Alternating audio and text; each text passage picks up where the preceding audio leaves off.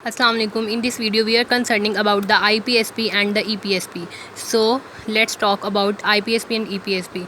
First of all we can see that the resting neuron, अगर हम लोग इस न्यूरॉन के बारे में बात करते हैं कि जो कि अभी एक्साइटेड स्टेट में भी नहीं है और इनहिबिटरी स्टेट में भी नहीं है, ठीक है, ये एक रेस्टिंग कंडीशन में है। तो हमें पता है कि रेस्टिंग कंडीशन में जो न्यूरॉन की इनसाइड होती है इज़ मोर नेगेटिव होती है as compare to the outside because of the inorganic ions और the large movement of the positive ions outside the neuron. वो हम पीछे जो नर्व इम्पल्सिस या नर्व मेम्ब्रेन पोटेंशियल के बारे में भी पढ़ चुके हैं वो सारा। तो इसमें हम लोगों का मेन कंसर्न ईपीएसपी और आईपीएसपी के बारे में है, ठीक है। अब हमने कहा ये याद रखने वाली बात है कि जो रेस्टिंग न्यूरॉन में अच्छा सबसे पहले ये बताती चलूँ कि ये जो है ये प्री साइनेप्टिक न्यूरॉन है और ये हमारे पास पोस्ट साइनेप्टिक न्यूरॉन है। हम लोग कंसर्न करे हैं potential of the post synaptic neurons के बारे में। तो रेस्टिंग कंडीशन में जो पोस्ट साइनेप्टिक न्यूरॉन है उसका जो पोटेंशियल है वो -65 मिलीवोल्ट है, ठीक है। ये नेगेटिव रेस्टिंग कंडीशन में अंदर ज़्यादा नेगेटिव होता है।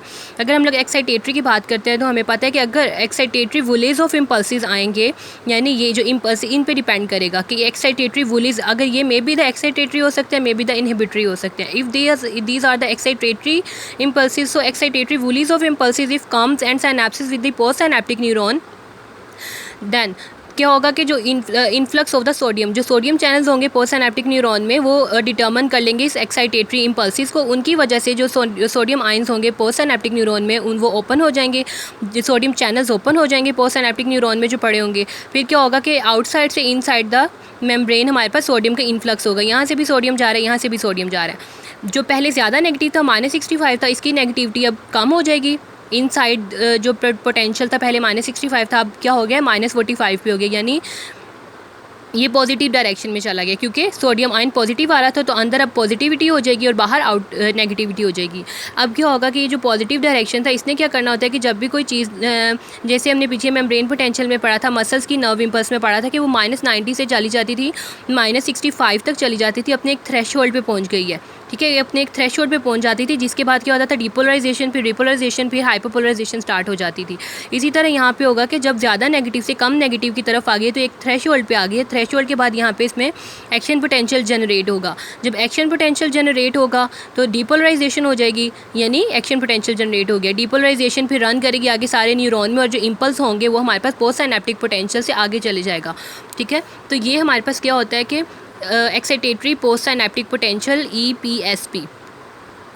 अब हम लोग बात करते हैं इनहिबिटरी पोस्ट साइनेप्टिक पोटेंशियल में। जब इनहिबिटरी वुलेज ऑफ इम्पल्सिस आती हैं और साइनेप्स करती हैं with the post synaptic neuron के साथ, लाइक ये इनहिबिटरी वुलेज ऑफ इम्पल्सिस हैं, अब ये साइनेप्स करिए with the post synaptic neurons के साथ, तो अब सोडियम चैनल्स ने डिटेक्ट नहीं करना। ऊपर सोडियम चैनल्स डिटेक्ट कर रहे थे एक्साइटेटरी इम्पल्सिस को, अब इनहिबिटरी इम्पल्सिस है तो इनको सोडियम चैनल्स ने डिटेक्ट नहीं करना, इनको क्लोराइड चैनल्स ने और पोटाशियम चैनल्स ने डिटेक्ट करना है।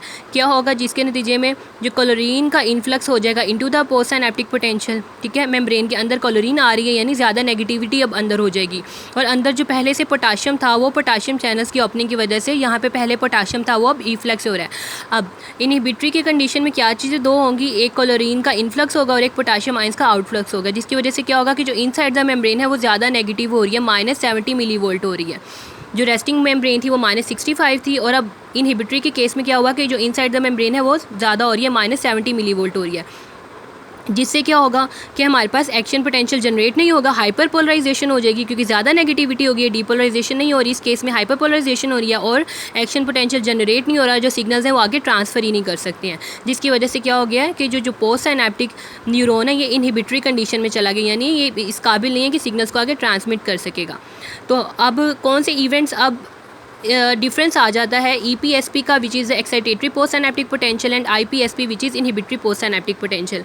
इनके डिफरेंसेस में हम लोग इवेंट्स के बारे में लिख सकते हैं कि सबसे पहले तो हम लोग लिख सकते हैं कि जो रेस्टिंग कंडीशन में पोटेंशियल -65 है, EPSP में जो पोटेंशियल है वो -45 हो गया यानी पॉजिटिव डायरेक्शन में चला गया, IPSP में जो पोटेंशियल है वो -70 हो गया यानी नेगेटिव डायरेक्शन में चला गया।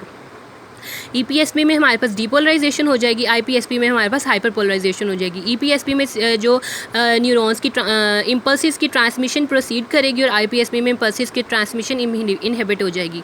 EPSP में सोडियम चैनल्स इन्वॉल्व होंगे, IPSP में क्लोरीन और पोटाशियम चैनल्स इन्वॉल्व होंगे। EPSP में सोडियम का इन्फ्लक्स अंदर इन्फ्लक्स होगा और IPSP में क्लोरीन का इन्फ्लक्स होगा एंड द पोटाशियम का इफ्लक्स होगा।